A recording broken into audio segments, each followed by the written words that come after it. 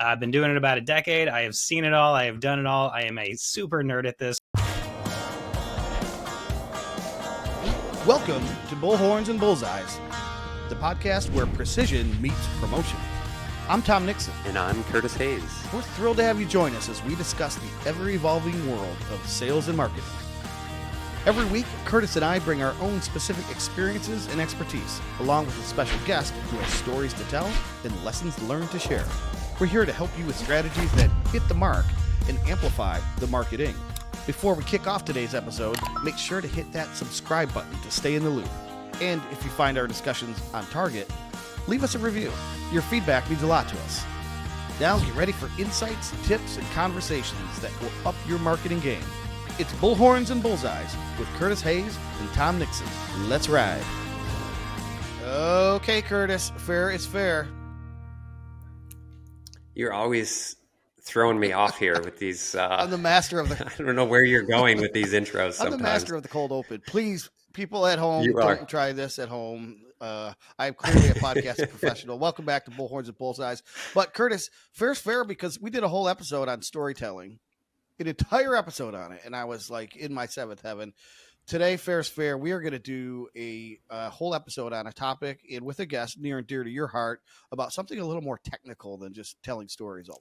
Yeah, we've had our audience asking to get kind of into some specifics on SEO and paid advertising. So we've got a paid advertising expert here with us today. So excited about that. Should I introduce let's bring him? him on. Let's get the brains of the operation on the show here. Yeah, so we got Cory Lindholm. And I met Cory about 2 years ago when Performance Max campaigns were being rolled out. And I felt like I had a lot to learn there, even though I've got 10 years experience in Google advertising. I did not know what I was doing with Performance Max, at least to really dive in. So I reached out to a great company called Solutions 8, and I was talking to their team. They said, you know who you need is to talk to is Cory Lindholm. So Cory, you're a consultant in the paid advertising space. You've got a YouTube channel at Cory Lindholm. Yep. You're very active on LinkedIn as well. Yes. And then you've just started another sort of podcast and got a YouTube channel with Michael Nadalin. Am I pronouncing his name correctly? You got it. No, you nailed it. Yeah. All right. And you guys are definitely PPC experts, Google advertising experts. Been following your channel here for a couple months. And so, really honored and appreciate you joining our show today. So welcome to Bullhorns and Bullseyes. It's my pleasure. Thank you guys for having me. Yeah, Cory. Yeah, of course. I was just going to ask you, Cory, so explain for people who don't know anything other than what Curtis just said, kind of what you do day to day. And again, you could just validate why we wanted to have you on the show today. But tell us, your daily expertise. What are you working in every day? Yeah, I am mostly Google Ads. I do a lot of data science projects as well. And they're actually starting to blend more and more. When I work with clients with a large database and they want to make predictions with their data, or they just want to better understand some correlations within the data. I do data science as well, mostly working in Python and business intelligence tools. But a lot of it's going to be Google Ads, some Microsoft Ads when advertisers decide that's a good fit for them. I've been doing it about a decade. I have seen it all. I have done it all. I am a super nerd at this, where I am going through the documentation pages of Google, just looking in the API for little hacks and ways to reconfigure things strategically to get better performance for my clients. So I do consulting, training for marketing teams, as well as do-it-yourself business owners. And I manage very large accounts, a lot of e-commerce, some lead gen as well. And that's probably the majority of my time is just managing the data for those larger advertisers. But I also love training and consulting. It's a really big passion of mine. Cory, you may not know this, or maybe you do, but you're talking to an English major. So I confess, I'm already lost. All right. So I'm just kidding. I understood most of what you said, but Curtis, you understand it much more than I. So you are probably the appropriate person to be asking the questions here. What should we ask on our listeners' behalf of Cory today? Yeah, I think one of the most important questions a lot of our clients ask is where do we start from a budgeting perspective? And I'm going to surprise you a little bit here, Cory, with something that a Google ad expert shared with me about 10 years ago. And so if you remember the days where we had dedicated reps at Google, and I'm in Michigan, and there was an Ann Arbor office for Google in Michigan, and I got a guy who was assigned to my account for longer than 3 months, which is all you get now. I think you get assigned a rep for a quarter. This guy was assigned to me for like 2 years and basically taught me everything I knew. So I had like individual training from a good Google account manager. But he gave me this basically rule of 10 to create my daily budget, which was whatever your CPC is, your average CPC, your average cost per click in your campaigns, multiply that by 10, and that needs to be your daily budget. And then from there, I could figure out and give a client what a monthly budget is. So today, if a client comes to me and says, hey, I sell and install Windows, and our average CPC for Windows is $50 a click in our market, then in my head, I'm like, well, we need to have at least $500 a day. It doesn't mean we'll spend $500 a click, but that's where I need to start at a daily budget. And from there, we can go to a monthly budget. A lot of times our clients are starting at a monthly budget, say, well, I'd like to run a campaign, but we have $3,000. Like, well, if we're at $50 a click, that's going to be tough. Right. So again, that's how I operate. That comes from somebody sharing me their expertise about 8 years ago. And a lot has changed in that world with a lot of automated bidding strategies and, of course, Performance Max, which is using more than just search. So how do you approach budgeting with your clients? Yeah, so I like to look at it. I mean, it really is a mathematical question. So I do approach it from a standpoint of mathematics. So if I don't have any data, like I am just starting new, I'm going to rely on keyword research tools, whether that's Google's built-in free keyword planner, whether it's SEMrush, non-paid promotion, the Ahrefs or whatever I have available to me to get a rough idea of what the average cost per clicks are going to be. And then I'm also going to be setting the expectations and discussing this with the client or whoever I'm working with, that how much are you willing to lose to test this? Because at the end of the day, if we need to come at it more conservatively, that needs to be weighed very heavily. Whereas if we are just saying, you know what, because this happens sometimes, they're VC backed or something, they just say, just, blow the top off the budget. Like, we just want to spend and get data as quickly as possible so we can make decisions as quickly as possible in terms of optimization. I'm going to approach those two things differently. So I would say the mathematical standpoint is really going to be, in order to determine your profitable bidding level for your cost per clicks, it's really simple math. It's once you have conversion rate times whatever your max cost per acquisition can be. So if you're saying the max you can pay for a lead is $100 and you have some kind of reliable conversion rate, let's say you've got 1,000 clicks and 30 plus conversions at least, like bare minimum, then you can go ahead and calculate, okay, the max we can pay for a click is now X. Conversion rate times your max cost per lead or cost per acquisition. So you can come at it that way as well, to say the max we can pay for a bid or a click is going to be this. Therefore, if we extrapolate that out, how many clicks do we need to usually get in order to get a conversion? Then you're just going to be doing 1 divided by your conversion rate. And that'll let you know, maybe on average, it takes 30 clicks to get a conversion. So it's a little more technical. It's a little more mathematical, but that's the real answer, to really try to get a rough idea of what is this going to look like to get the volume of leads that we need as a business, maybe based on our sales team being able to close those leads. So kind of reconstructing, you'll do some reverse engineering.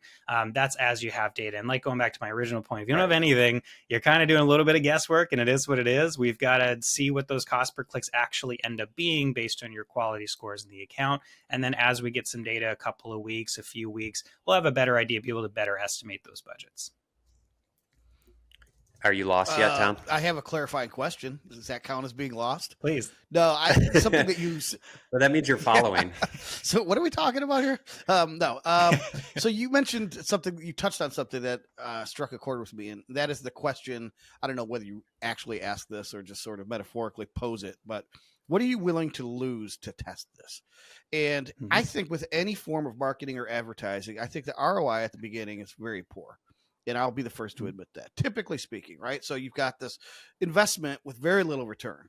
And then it's got this dinosaur tail that eventually starts really yielding, results. But that takes patience typically in the advertising world. Is that true here? And how do you preach patience, and how do you achieve patience from maybe a skeptic client who's just starting this and they're like, I want to see the clicks, I want to see the conversions? Yes. Yeah. So I usually will ask them whether they've ever done any sort of investing in the stock market or otherwise, and remind them that this is really, it's a little bit of the same. You have to be able to be willing to risk in order to get those rewards. And this is not crypto investing. It's usually going to be a much better ROI that's more consistent. But yeah, it's going to be investment. We're going to have to take some risk. The more risk we're willing to take upfront, the quicker we can get over that trough that's going to happen in performance, so we can get that data very quickly. If we come at it very conservatively, it's going to take quite a while, especially if you don't have a lot of clicks that are coming through, if you don't have a lot of conversions coming through. It's going to take us a long time before we have statistically significant amounts of data to actually make confident decisions in where we should be moving our budget to, or whether this is a good channel for us. I'll throw in one extra thing, which is, if you're going to be looking at your budget like on a monthly basis or annual or quarterly basis, also consider dynamic budgets. So I think a lot of clients or businesses come at this and they think the max I'm willing to spend on Google Ads is, let's say, $10,000 a month, or maybe it's just $1,000 a month. Also consider, if you have a very set bucket of money that you can spend on Google Ads, for example, you don't have to spend it evenly throughout the year. You can approach this more dynamically. If you notice there's some seasonality in your business, let's say you're an accounting firm and around April things skyrocket, cost per clicks go up, don't spend the same amount every month starting with January. Make sure that you're spending more in those months you expect some kind of peak seasonality, or for costs to rise and conversion rates to rise. Very important. Okay, Curtis, I heard the term statistically significant, which is my cue to toss it back to you. Well, okay. So there were a couple of great points I heard out of that. The first thing, first I'll have you elaborate, Cory, and then I'll go into the second thing. You mentioned quality scores, which for those who aren't in that PPC world don't fully understand. So I want to clarify that, Sure. But it's super important. So instead of me explaining it, I'm going to let you explain what, I know what it is. Yeah. So we're not testing me here, but I want to explain quality scores to those who don't know, and how it's a huge factor, I think, honestly, in selecting or holding your vendor accountable. If you are using somebody to manage your campaigns for you, their job is to look at quality scores and making sure they're optimizing your campaigns to get the most out of your budget. Yes. So explain what quality scores mean. I like to think of quality score as, well, it's a score, it's a grade, right? So Google's going to look at your landing page, your ad copy in your ads, and the keywords that you're targeting, as well as factoring in some bids and budgeting, to essentially just give you an overall score for each keyword that says, out of 10 being the best, 1 being the worst. How well is everything fitting together? How well are the keywords you're targeting? Are those in the ad copy? How well do we think this ad copy will be received by the target audience? How well does your landing page help answer the question of the search? These are all the questions these are all the factors that are weighed into that score. The better that score, Google's incentivizing you to get that better score by lowering your average cost per clicks. So that's something that's a big factor, especially for any lead generation based account. So let's say the platform, Tom, is telling us it's $50 a click for that window campaign, and we're at a quality score of a 3. We go and improve that to a 7. We could be down to like $25 or $30. So 7's really that like target, if I'm right, Cory, of like, at least you're paying you're not being penalized in a way for your quality scores at a 7. Yeah. If you get higher, you're likely paying lower than a lot of competitors, but if you're down to that 1 to 3 range, you could be taking a big hit. And the thing is, it's a smart thing for Google to do, because a lot of people want to, let's say, bid on a competitor name, and you're going to get sort of penalized for that competitor name because you can't use their name in your ad copy. You can't use their name on your website. So you're going to get that lower quality score. So you're going to have to pay more than the actual company who owns that name for that bid. Exactly. So it's a smart thing to do, but it also holds us accountable to like have quality inside the platform. Absolutely. And it doesn't get, filled with a bunch of garbage. Absolutely. So the second thing you mentioned, which I think is important for any company who's going to do this, and Tom, this is a conversation we've talked about a lot, is really those companies, before they enter into any kind of advertising, need to have established goals, but what the value of, say, in lead gen, a new customer is, and not just the value of maybe that one-time purchase or sale, but what the lifetime value potential is. That goes on outside of not only what they might spend, but how you could potentially use that company or individual after sale as an advocate for the brand. Do they bring referrals in?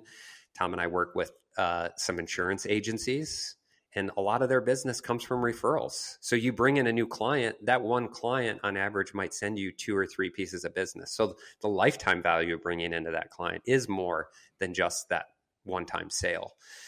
So that's what I really heard from you is really important, as you've got to understand the value of the leads or outcome that's going to come from a qualified lead into a closed deal for you to establish budgets. And then you can get into this sort of nitty gritty into the platform with daily budgets and CPCs and seasonality and all these other things. Absolutely. Yeah, I think too many businesses look at it from a standpoint of how many leads did we get, and they kind of just keep it there. And then, okay, what was the cost per lead? But is it a quality lead based on your what is your sales team telling you? If it's just the person at the front desk, what are they telling you in terms of quality? Because a lot of agencies could get you a lot of leads and maybe phone calls, but are they actually leading to opportunities, booked appointments, the things that are actually going to put money in your bank account? There's a big difference in those two strategies.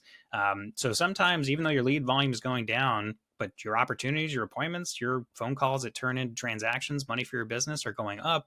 I'm okay with that. That's might be the goal sometimes when I come into an account is we're getting lots of leads. Leads is not the problem. It's quality of leads, because we're seeing that some services lead to higher customer lifetime value. How do we optimize to that? Those are usually really good questions to come at it. Optimize. There's a word I understood. So let's go there for a minute. Talk about both of you guys, the data that you're looking at as a campaign is running, because it's not like let's set this and then come back and look at 90 days from now and see if it worked. You guys are looking at the stuff daily, I'm assuming hourly. What are some of the analytics you guys are watching? And then what are you doing with that data to optimize the performance of these campaigns, so you're not only generating more quality leads, but you're getting a higher quality score? Let me start this, Cory, and then I want to I've heard you and Michael talk about some things on your podcast that I think definitely relate to this. So we've talked about this on our podcast in the offline conversions, because a lot of our clients are in that lead gen space. We're using HubSpot and Salesforce to import those offline conversions back to Google Ads. As you mentioned, when you start out running a campaign, you might have to measure clicks and sort of first conversions, form fills, phone calls, but you eventually have to move to a model where you're informing Google to optimize off of the good leads, not every form fill, just the good ones. And that is the trick in lead gen, which is different from e-commerce, where you get the sort of real-time satisfaction of a sale and you can inform Google off of that right away. You have a lead time with Google. Unfortunately, it's only 90 days. We only have a 90-day window in Google Ads. But so that's something we've talked about a lot on this podcast is like, you need to measure those offline conversions. You have to have a system like a HubSpot, a Salesforce, or a spreadsheet where you're qualifying the leads, and then we can take those using the Gclit or Gbraid values and import them back to Google. And the thing that I heard you and Michael talk about is this difference in conversions over time and conversion value over time, which isn't something that I'm looking at too closely. So for our clients, help talk about the offline conversions, and then talk about that like further analysis and optimization of the conversions over time for lead gen. Yeah, so real quick on the conversions over time. So a lot of people, the default, when you log into your Google Ads account and you're looking at it and you see conversions, conversion value, if you're using that, conversion or cost per conversion, that's all based on the time that the click occurred that led to a conversion eventually. Maybe it was the same day, maybe not. Conversions by time, you have to go in, customize your columns and throw these in there. I sometimes wish they were the default, but the bidding algorithms, the ones, the automated bidding, that they're using the default ones. So it's a little risky for them to set that as the default, the by time ones. But the conversions by time, that's telling you the date the conversion actually occurred. So that can be very valuable, because if you're someone that's looking at your account every day, or you're just wondering how yesterday went, you probably, unless almost all of your clicks lead to conversions in the same day, looking at yesterday and looking at those default conversion values not going to be super valuable for you. It might not tell you the whole story. Whereas if you want to see the conversions that happen on a particular date, you're going to want to use the conversion by time. So it's really a time and a place to decide which one's going to be most useful for you, depending on what analysis what questions you want to ask. But I would usually say, if you want to know what the bidding algorithm is judging itself off of, let's say you set a target cost per acquisition, look at those default columns to see what cost per conversions are in a given time range. If you want to see what conversions actually happened during a certain set time and when those conversions happened, conversion by time would be a good option for you. In terms of the offline conversion values, so imports, I love this because I feel like I hate to use the word hack, but it's something just very underutilized, right? Google can only see what Google can see from a privacy standpoint, but also just technical limitations. They can't see your entire conversion funnel, and they don't have any way to do that. This is a way that we communicate to Google. You didn't just get us a lead. You got to say fantastic lead. Like, this person led to this much actual revenue profit for our business. Here is that information. Google can then utilize its contextual signals, as they say, audiences, the devices, the geographies, whatever, to understand, okay, I'm figuring out patterns here, and I can do a better job when you give me those values of who a good customer is versus who a decent one is versus this one doesn't usually lead to any actual true value for the business. I'm going to set my bids differently for you. I'm going to be willing to spend more on a click for these very high value customers potentially than these other people. You can imagine the competitive advantage in these ad auctions when you have that coming into the account. Right. Right. This sounds familiar, doesn't it, Tom? Where we talk to clients about, I think most of our conversations are centered around the quality of leads. I'm not talking to clients about how many clicks came from the campaigns and what their CPCs were and how many form fills. That data is available. But we mentioned on a previous podcast that there's tracking that we're doing, and then there's measuring. And measuring the offline conversions, what's good, what's not good, feeding the good data back to Google. That's the information I want. And it sets up a system accountability for the client where, like, the onus is also on them on the performance side to give us feedback. And that feedback is really informing us and allowing us to pull some levers, but also allow the platforms themselves to do what they need to do to optimize. I think what's been especially helpful for the non-expert is some of the visualizations that you show in a dashboard that you can show. What Cory was just describing is that we only got maybe 2 clicks. They both converted and they both resulted in a $20,000 plus sale for you. When somebody can see that, they're like, what's another $50 on a few clicks, right? So those are very important. And they allow part of, I think, what makes those useful and why I love the way you approach it, Curtis, and Cory, you chime in on it, is you're very transparent to the end user who doesn't get, what did he say about GCLID? I don't even know what that is. All of the stuff that's over even my head, and I live in this stuff every day. But the transparency is critical. So do you use those same type of visualizations and dashboards, Cory? Oh man, yeah. Not to get too technical, but like I said, I'm a data scientist and data analyst first, and then I'm a Google advertiser second, in the sense that we are data analysts. Don't kid yourself. If you're a Google Ads expert, you're a data analyst. You might be a creative first person, and that's there is a time and a place for that as well. But if you can't understand and look at the data correctly, you're going to be tough pressed to, when you have a challenging client or they have challenging goals, to hit those goals if you're not good with working with data. So I think at the end of the day, absolutely, I build dashboards for both me internally, and whether that's with Python scripting, or whether that's with Power BI, or whether it's with Tableau or Google Sheets, or Looker Studio, formerly known as Google Data Studio. I have a lot of different dashboards depending on the needs and the security needs of the client. I'll build those out, and as well as the complexity. I think one of the most valuable things you can do in terms of dashboards and data visualization is to bring in all of the relevant and valuable data sources into those reports, right? So I think a lot of agencies get comfortable with just sort of building a Looker Studio dashboard. It's live updated by Google, and it just has the Google Ads data. And that's awesome. There is a good place for that. It's more than most agencies will offer, honestly. But if you can bring in their Shopify data, some of their CRM data, like their HubSpot data as well, and layer all of that data together, we can really get interesting insights to tell the whole story of how is the business doing in utilizing this channel, and how does this channel fit into all of your marketing in general. It's very, very valuable. So when I'm building out dashboards and data visualizations, I'm usually going to try as best I can to build and connect all of those other data points to tell the whole story. I have a question for both of you again. So we're going to play a game of fact or fiction. So I'm going to let Cory go first because I already know Curtis's answer. Fact or fiction?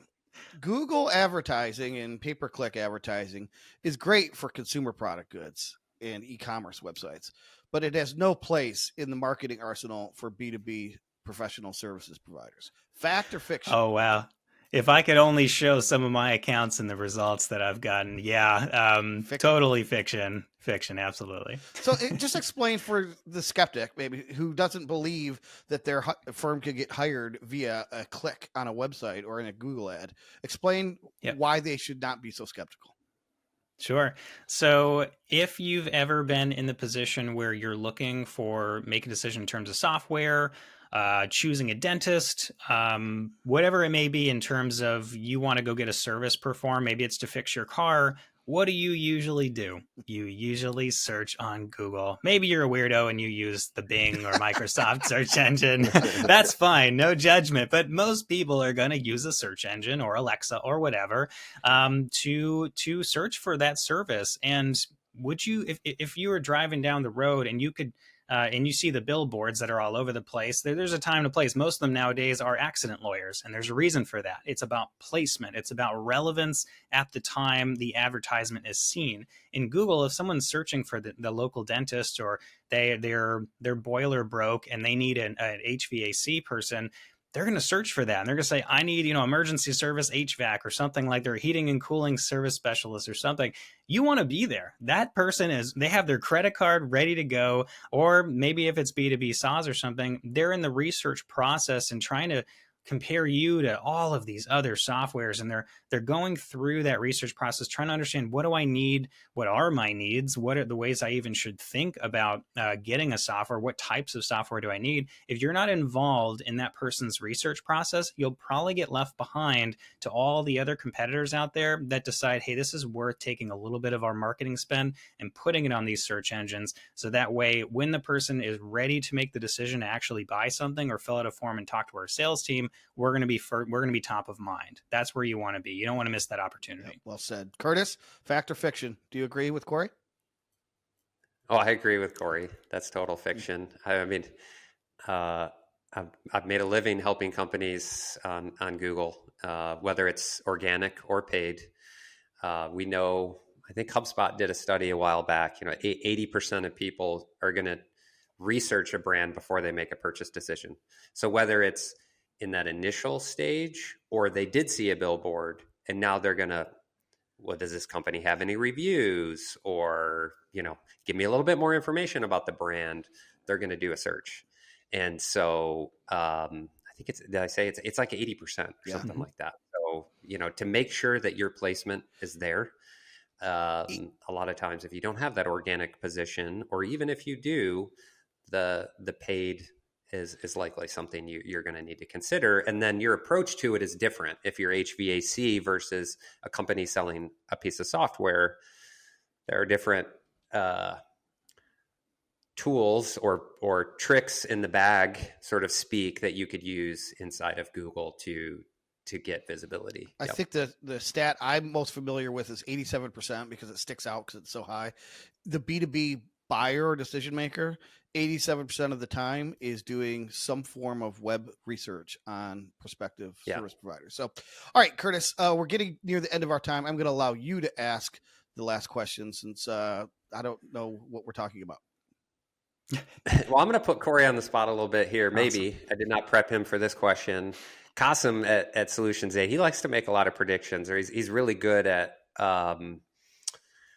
where he sees the state of things. Mm-hmm. And so where do you see PPC in 2024? Again, I don't need you to make any predictions, but what I've seen over the last couple of years is CPCs go up, mm-hmm. especially in search, which I think is fueled a lot by new people entering the market. Mm-hmm. COVID, there were a lot of shifts in COVID. After COVID, money that was otherwise diverted to events, marketing, especially in the B2B space. Mm-hmm. E-commerce maybe didn't change as much, but B2B, there was a lot of money in e-commerce or just sales activities and different things like that. Money shifted to digital because digital was still operating the way it was prior. Mm-hmm. So all these new companies entered the market, and Google is an auction. And so the more people who are bidding, the higher the cost, because there's only so many positions that can display on the first page. Yeah. So I think with that, we're having to be a bit more creative. That's what I'm seeing, mm-hmm. Pushing more companies to consider video, doing commercials because YouTube's really inexpensive, mm-hmm. To branch out into some other areas. We're doing more advertising on LinkedIn now, and then they've been evolving their platform. So where do you see paid? And you're here to talk about Google, so even Google specifically or paid in general, what do you see in the marketplace right now as far as trends and what we should be focused on? Yeah, I absolutely agree. I think it's to be expected that cost per clicks will go up. Obviously, inflation will play a part in that, and demand will play a part in that. So as more advertisers see the value of Google Ads, which always shocks me that people don't see the value and they start with a TikTok ad before they've even tried search. It shocks me to think that because, again, I think of that as when I'm searching and when I want to answer a question, I go to Google. That's a good spot to maybe advertise. But regardless, as our abilities to utilize machine learning and predictive algorithms, as those continue to evolve, we can get a better idea of utilizing true attribution. So where should my money actually be being spent? Where is the actual value coming from? Because all ad channels will want to raise their hand and say, I should get full credit for that sale.